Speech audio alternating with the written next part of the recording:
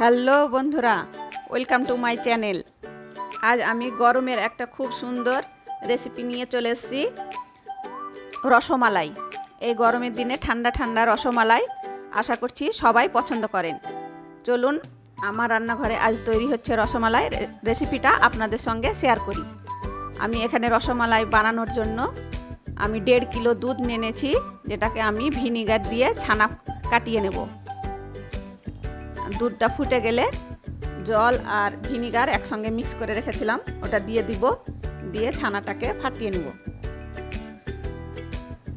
দেখুন দুধটা ফেটে গেছে, পুরো ছানা কেটে গেছে। ছানা আর জল আলাদা হয়ে গেলে আমি ছেঁকে নেব। দেখুন ছানা কেটে গেছে। এরপর আমি একটা সুতির কাপড় দিয়ে একটা ছাঁকনির সাহায্যে ছানাটাকে ছেঁকে নেব।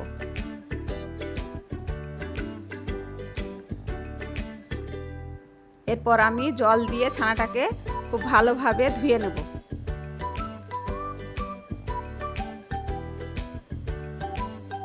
দুবার করে জল দিয়ে আমি ধুয়ে নিয়েছি। ভালোভাবে না ধুলে ছানাতে টক ভাব থেকে গেলে মিষ্টিটা খেতে ভালো লাগবে না। এরপর কাপড়টাকে ভালো করে টাইট করে ছানাটা চিপে আমি জলটা পুরো বের করে নিলাম। এরপর কিছুক্ষণ রেখে দেব। এদিকে আমি অন্য একটা পাত্রে 1.5 কিলো দুধ আমি এখানে মালাই বানানোর জন্য রেখে দিলাম। দুধটা ফুটতে থাকুক। আলাদা একটা পাত্রে ছানাটা নিয়ে হাতের সাহায্যে ডলে ডলে এটাকে মালিশ দিব। যতক্ষণ না ছানাটা একটা মণ্ড তৈরি হয়ে যাবে, কোনো দানা থাকবে না, হ্যাঁ, থালাটাকে ছেড়ে দিবে, হাতেও লাগবে না, তখন বুঝবেন যে ছানাটা মালিশ দেওয়া হয়ে গেছে। দেখুন কত সুন্দর মালিশ দেওয়া হয়ে গেছে। এরপর আমি এতে ছোট চামচের 1 চামচ আমি সুজি অ্যাড করব। চামচটা দেখে বুঝতে পারছেন আমার চামচটা কত ছোট্ট। আর 1 চামচ চিনি অ্যাড করছি।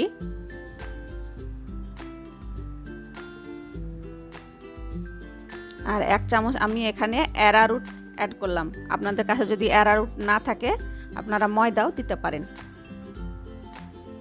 দিয়ে ছানাটাকে আবার ভালোভাবে মালিশ দেব।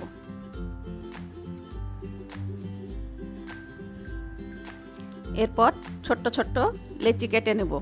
আমি রসমালাইয়ের মিষ্টিটা যেরকম সাইজে তৈরি করব সেই মতো আমি লেচিটা কেটে নেব। হাতের সাহায্যে গোল গোল করে আমি মিষ্টিগুলো বানিয়ে ফেলব।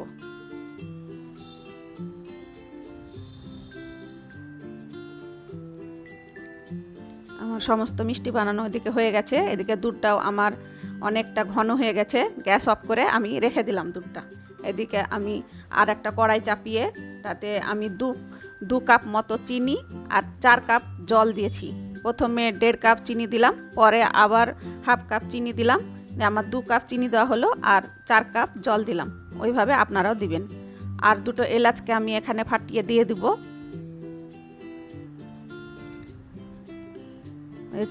চিনিটা গলে গেলে আমার শিরাটা ফুটতে লাগলেই আমি মিষ্টিগুলো দিয়ে দেব।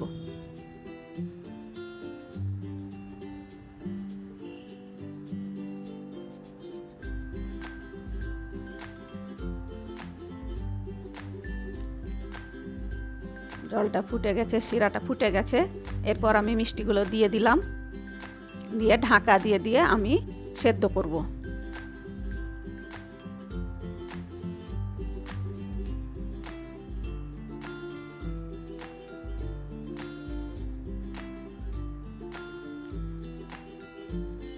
দেখুন মিষ্টিগুলো বড় হতে লেগে গেছে। আমি নাড়িয়ে দিলাম, দিয়ে আর একবার ঢাকা দিব। একদম মিষ্টিগুলো রেডি হয়ে গেছে, একদম ফুলে বড় বড় হয়ে গেছে। এদিকে দুধটাকে আমি আর একবার গ্যাসে চাপিয়ে দিলাম। এরপর দুধটা ফুটতে লাগলে আমি এখানে মিষ্টিগুলো অ্যাড করব। এতে আমি সামান্য এলাচের গুঁড়ো দিলাম। এদিকে দুধটা ফুটুক। আমি ওদিকে মিষ্টিগুলো মোটামুটি ঠান্ডা হয়ে এসছে। এবার আমি হাত দিয়ে চিপে চিপে রসটা চিপে নেব।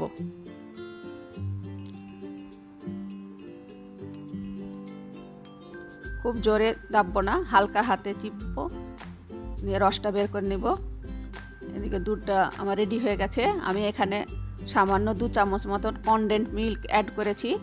আপনারা না চাইলে নাও দিতে পারেন, কিন্তু খেয়াল করবেন এখানে আমি কোনো চিনি অ্যাড করি নাই। মিষ্টি যতই চিপি তবুও সামান্য কিছু রস থেকে গেছে, ওই রসের যে মিষ্টিটা আছে ওই মিষ্টিতেই মিষ্টি হয়ে যাবে। রসমালাই বেশি মিষ্টি আমাদের ভালো লাগে না, তাই আমি চিনি অ্যাড করি নাই। আপনারা যদি বেশি মিষ্টি খেতে চান তাহলে দুধে চিনি অ্যাড করবেন। এরপর মিষ্টিটা ভালোভাবে ফুটবে। দুধটা খুব ভালোভাবে ফুটে গেলে, আমি 5 মিনিট ফুটিয়েছিলাম, ওই 4-5 মিনিট ফুটালেই রেডি হয়ে যাবে আপনার রসমালাই। এলাচের খোসাটাকে ফেলে দিব।